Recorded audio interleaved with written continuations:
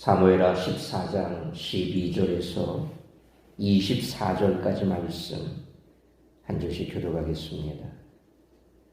여인이 이르되 청하건대 당신의 여종을 용납하여 한 말씀을 내와 주와 함께 여쭙게 하옵소서 하니 그가 이르되 말하라 하니라.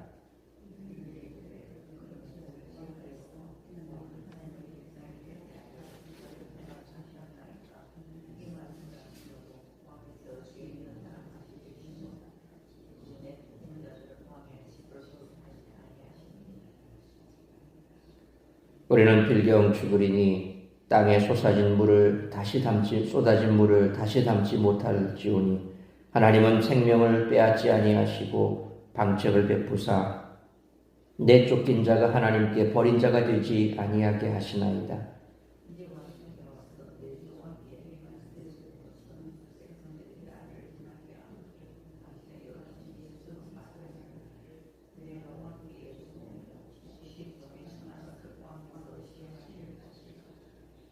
왕께서 들으시고 나와 내 아들을 함께 하나님의 기업에서 끊을 자의 손으로부터 주의 종을 구원하시리라 함이니이다.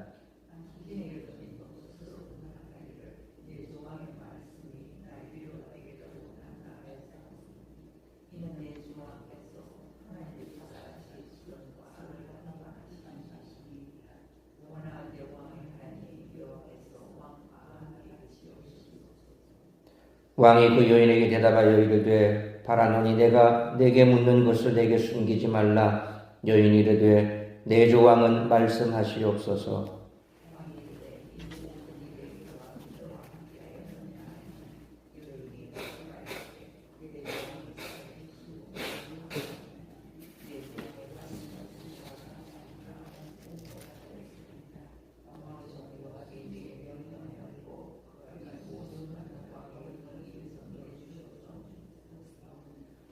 이는 왕의 종 요압이 이 일을 형편을 바꾸려 하여 이렇게 함이니이다.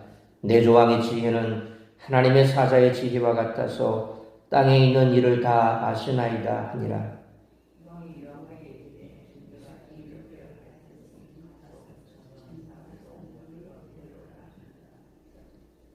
요압이 땅에 엎드려 절하고 왕을 위하여 복을 빌고 요압이 이르되 내 주 왕이여 종의 구함을 왕이 허락하시니 종이 왕 앞에서 은혜 입은 줄을 오늘 아나이다 하고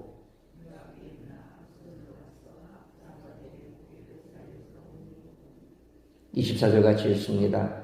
왕이 이르되 그를 그의 집으로 물러가게 하여 내 얼굴을 볼 수 없게 하라 하매 압살롬이 자기 집으로 돌아가고 왕의 얼굴을 보지 못하니라. 아멘. 압살롬의 망명과 관련해 요압이 다윗의 마음을 돌리려고 세운 계책은 나단의 전례를 따른 것입니다. 바세바 사건 때 나단은 다윗에게 비유를 들어서 스스로 잘못을 깨닫도록 유도했습니다. 요압도 그와 비슷하게 연기를 잘하는 드고와 여인을 고용해 소송권인 것처럼 이야기를 지어내어 다윗이 압살롬을 돌아오게 하는 결정을 유도해내려고 했습니다. 그러나 이번에는 다윗이 그 계책을 도중에 눈치채버렸습니다. 그런데도 다윗이 압살롬을 돌아오도록 허락해서 결국 요압은 목적의 반을 이루었습니다. 그런데 압살롬은 망명할 수밖에 없었던 신세에서 사면은 되었지만 복권되지는 못했습니다. 여기서 우리는 요압의 계책과 나단의 신탁이 가진 근본적 차이점에 주목해 볼 필요가 있습니다. 나단이 다윗에게 전한 이야기는 전적으로 하나님의 말씀을 대언하는 예언자의 역할에 충실한 것이었어 나단 개인의 사견이 들어가 있지 않았습니다.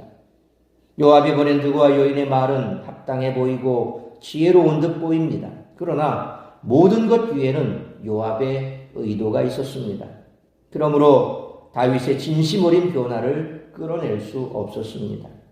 신탁을 가장한 자의적 해석이 가득 차 있었기 때문입니다. 여기에 오늘 교훈이 있습니다. 신앙생활의 연장에는 많은 말이 난무합니다. 대부분 하나님의 뜻에 기대고 있지만 그 가운데 많은 말이 요압처럼 개인적이고 자의적인 해석의 출발점에 두고 있습니다. 물론 요압도 선한 의도에서 일을 벌였습니다. 그러나 아무리 출발점이 선하더라도 자의적 해석이 신탁으로 바뀔 수는 없습니다. 이 점에서 독자들은 신앙인으로서 자신의 하는 말을 되돌아볼 필요가 있습니다.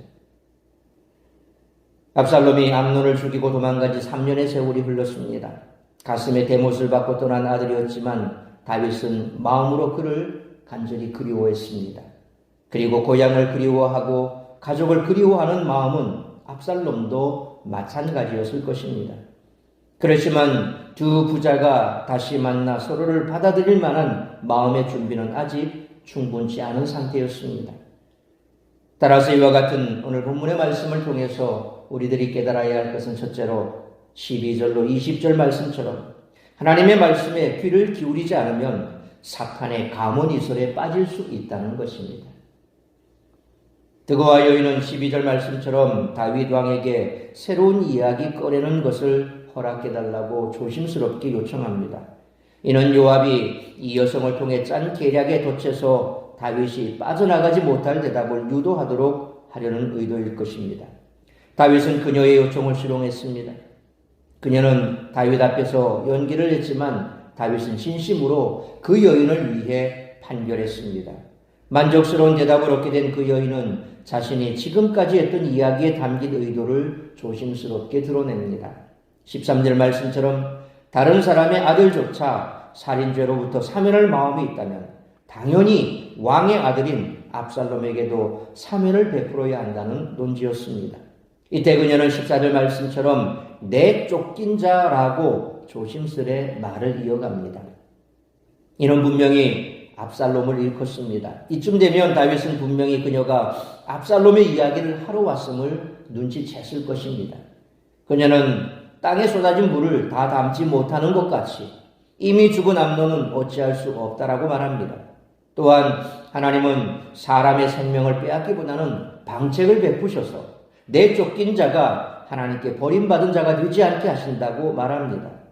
긍휼과 자비가 풍성하신 하나님이시라는 것입니다. 그녀는 15절 말씀처럼 백성이 자신을 두렵게 한다라고 말하는데 여기서 백성은 앞서 언급했던 집안 사람들을 가리킬 것입니다. 대놓고 압살롬의 이야기를 한 여인은 여기서 다시 요압이 지어낸 자기 이야기로 돌아와서 16절 말씀처럼 자신이 말한 사건을 다시 구체적으로 언급합니다. 그녀가 17절 말씀처럼 다윗의 지혜를 크게 칭찬하며 찬양할 때 다윗은 그녀가 한 말의 의도와 출처를 눈치챘습니다. 그래서 다윗은 18절 말씀처럼 그 여인에게 사실을 있는 그대로 말하라고 추궁합니다. 다윗은 19절 말씀처럼 지금까지 한 모든 말의 배후에 요압의 손길이 너와 함께 있느냐라고 직설적으로 물었습니다. 다윗의 추궁에 그녀는 요압이 명령했고 모든 말을 자기 입에 넣어 주었음을 실토했습니다. 그 이유는 20절 말씀처럼 그가 압살롬과 다윗의 관계와 관련한 사항을 바꾸려 한 의도였다라고 말했습니다. 자신의 고용한 여성이 이렇게 다 다윗에게 모든 사실을 실토하리라고는 요압이 예측하지 못했을 것입니다. 다윗은 요압이 정치적으로 압살롬을 이용하려 한다는 계략을 알면서도 못 이기는 척 그 여인의 말을 수긍했을 것입니다. 그러므로 하나님께 귀를 귀우리지 않으면 온통 우리의 귀를 달콤하게 만드는 사탄의 가문이설들이 난무할 것이기에 항상 하나님의 말씀에만 귀를 기울일 수 있는 우리 모두가 되시기를 축원합니다. 두 번째로 21절로 24절 말씀처럼 하나님은 자비를 베푸시지만 죄를 방관하지는 않으시는 공의의 하나님이시라는 것입니다. 다윗은 자신이 여인에게 속았다는 사실을 중요하게 여기지 않았습니다. 다만 그 모든 일을 꾸민 요압에게 명하여 21절 말씀처럼 압살롬을 데려오게 합니다. 그런데 다윗은 압살롬을 지칭하며 청년 압살롬이라 그렇게 호칭을 사용합니다. 그렇게나 그리워하던 아들이지만 내 아들 압살롬이라 말하지 못하고 청년 압살롬이라 하며 다소 거리를 둔 것입니다. 이는 나라의 정의를 세워야 할 왕이 사사로운 감정으로 이 일을 행한 것이 아님을 나타내는 듯합니다. 하지만 다윗이 진정 정의를 세우렸다면 반드시 확인해야 할 것이 있었습니다. 바로 absalom의 회개 여부였습니다. 22절로 23절 말씀처럼 요압은 그술 땅까지 가서 직접 압살롬을 데려왔습니다. 훗날 압살롬이 모든 왕자를 제치고 왕이 된다면 요압은 압살롬을 데려온 1등 공신으로서 또다시 막강한 권세를 누릴 것입니다. 하지만 다윗은 24절 말씀처럼 궁으로 돌아온 압살롬을 아예 만나주지도 않았습니다. 너무나도 그리운 아들이지만 여전히 실망스러운 마음과 증오의 감정이 지워지지 않았을 수 있습니다. 또는 정의를 세워야 할 왕으로서 너무 빠른 화해는 백성들을 보기에 민망한 행동이라고 판단했을 수도 있습니다. 하나님은 죄를 결코 간과하지 않습니다. 죄는 아들을 향한 애틋한 감정으로 무마시킬 수 있는 문제가 아닙니다. 반드시 철저한 참회와 반성이 있어야 합니다. 그러므로 하나님은 자비의 하나님이시기에 회개하고 돌아온 자를 수도 없이 용서해 주시지만 결코 죄를 방관하지는 않으시는 공의의 하나님이심을 항상 잊지 않고 죄를 멀리하는 우리 모두가 되시기를 축원합니다. 사랑하는 성도 여러분, 다윗과 압살롬 모두 충분히 상처가 가라앉지 않았고 그 두 사람의 마음에서 슬픔과 원망이 다 해소되지 않았던 것입니다. 단지 요압의 계략에 의해 그 두 사람의 준비되지 않은 만남이 성사되었을 뿐입니다. 죄의 문제는 어물쩍 넘어갈 수 없는 문제입니다. 당사자들은 하나님 앞에 회개하며 용서를 구하고 또한 상대를 용서할 수 있는 마음을 구해야 합니다. 두 마음의 아픔과 상처가 충분히 치유된 뒤에야 건강한 화해가 이루어질 수 있다는 것입니다. 그러므로 하나님은 자비의 하나님이시기에 회개하고 돌아온 자를 수도 없이 용서하시지만 결코 죄를 방관하지는 않으시는 공의의 하나님이시기에 하나님께 귀를 기울이지 않으면 온통 우리의 귀를 달콤하게 만드는 사탄의 가모니슬에 빠져 심각한 죄에 빠질 수 있으므로 항상 하나님의 말씀에 귀 기울이고 죄를 멀리하는 삶을 살아가는 우리 모두가 되시기를 주님의 이름으로 축원합니다. 기도하겠습니다. 거룩하신 아버지 하나님, 은혜와 사랑을 감사합니다. 오늘도 이 새벽을 깨워 말씀으로 예배로 하루를 시작하게 하시니 감사합니다. 오늘 받은 말씀처럼 우리가 이 땅을 살아가면서 많은 소리를 듣습니다.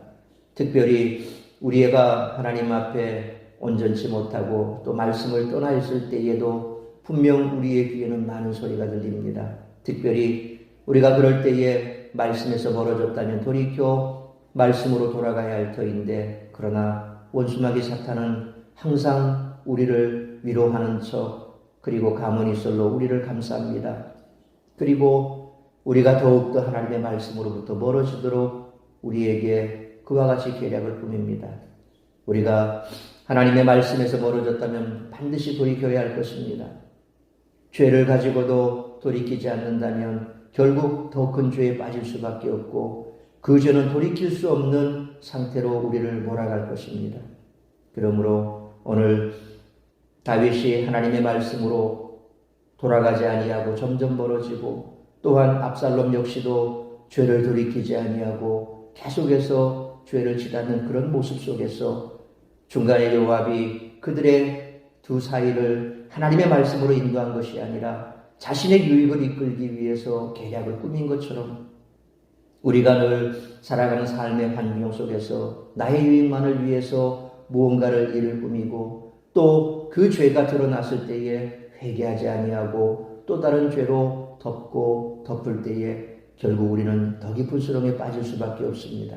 그러므로 항상 하나님께서 우리에게 돌이킬 기회를 주실 때에 돌이켜 회개하고 또한 회개하으나 하나님은 공의의 하나님이시기에 그 죄에 합당한 징계가 있으면 우리가 기억하고 그 징계를 달게 받고 더 이상 죄에 빠지지 않는 그런 삶을 살아간다면 우리는 하나님의 은혜 안에 머무는 삶을 살게 될 것입니다. 오늘 이 한날도 하나님께서 우리에게 말씀하실 때에 아멘으로 순종케 하여 주옵시고 주 앞에 엎드려 기도할 때에 우리의 죄가 드러난다면 돌이켜 회개하게 하시고 다시는 그와 같은 죄에 빠지지 않는 삶을 살아가기로 결단하는 복된 삶이 되게 하여 주옵소서. 오늘 이 한날도 우리에게 주신 그 복된 삶이 하나님의 말씀에 합당한 삶이 되기를 원합니다. 하나님의 뜻을 이루어드리는 우리의 성도들의 삶이 되게 하시고 오늘도 나를 통하여 이루고자 하는 하나님의 뜻이 이루어지고 하나님 영광 받으시는 복된 한날의 삶을 살아가는 우리 모든 성도들의 삶이 되기를 간절히 빌고 소원하오며 이 모든 말씀 우리 주 예수 그리스도의 이름으로 기도하옵나이다. 아멘.